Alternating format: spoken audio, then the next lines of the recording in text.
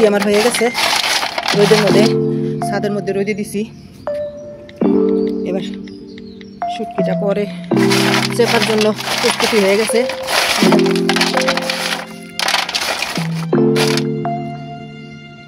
চেপার জন্য রেডি শুটকি।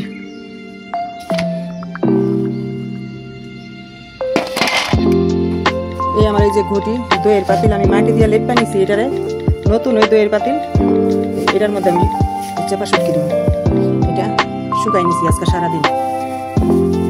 তারপরে শুটকিটা দিয়ে দিব এবার পানির মধ্যে। শুটকিটা শুকাইতে আমার 4 দিন লাগলো, আজকে 4 দিন। আমি সাথে সাথে দিয়ে দিব, এই জন্য সাথে সাথে এবার পানির মধ্যে দিয়ে দিলাম।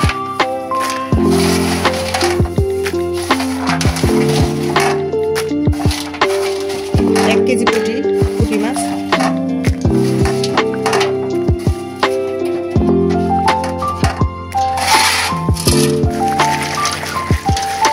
ভালো করে একটু ধুয়ে নিব।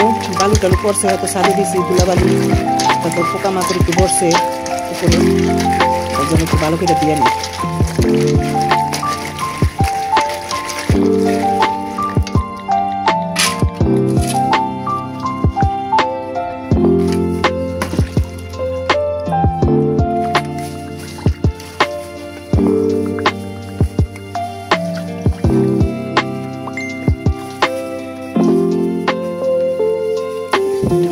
দিলাম ঝরুক, পরে গাইটার মধ্যে তেনা পিছিয়ে তারপর ফ্যানের নিচে শুকা দিব। রোদের মধ্যে বটিটা থুয়ে দিলাম, একটু পরে শুটকি শুকাইলো। এটার মধ্যে কাপড় বিছাইয়া ওড়না, পাতলা একটা ওড়না দিয়েছিলাম।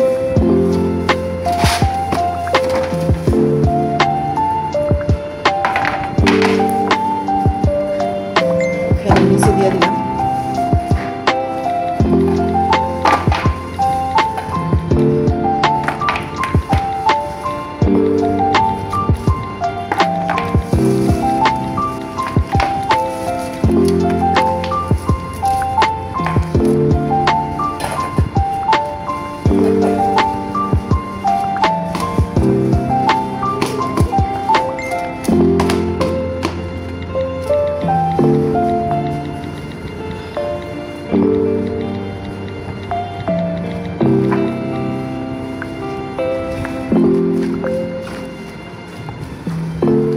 শুকাকো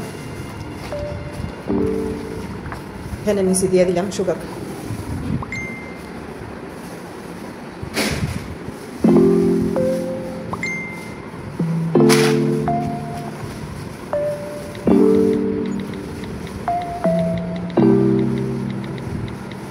ভালো করে শুকানো হোক, পরে আবার পাতিলে যখন দিব তখন আবার আপনাদেরকে দেখানো। আর আমি পুঁটি মাছের পেটাগুলি তেল বাইর করে রেখে দিছি, ওগুলোর মধ্যে দিয়ে দেওয়ার জন্য। আর যারা আপনারা যে তেল তো কিনতে পাওয়া যায় না, আবার এত পুঁটি মাছের তেলও পাওয়া যায় না। পুঁটি মাছ ভাজা কিরকম বড় বড় পুঁটি ভাজলে একটু সরিষার তেল দিয়া বাইর করে নিলে ওইটাও চলে। সেলেকা পুঁটি মাছের তেল তো কিনতে সব জায়গায় পাওয়া যায় না। আর এত পুঁটি মাছের দিলে যে পেটি বাইরে, ওই পেটির তেল আর কতটুকু বাইরে, অল্প একটু বাইরে। বেশি মাছ হলে বেশি বাইরে। যারা অল্প দিবেন ওরকম করে মাছ ভাজা সরিষার তেল, তখন যে তেলটা থাকে না একটু বেশি করে তেল দিলে ওই তেলটা দিলেও চলে আমার মনে হয়।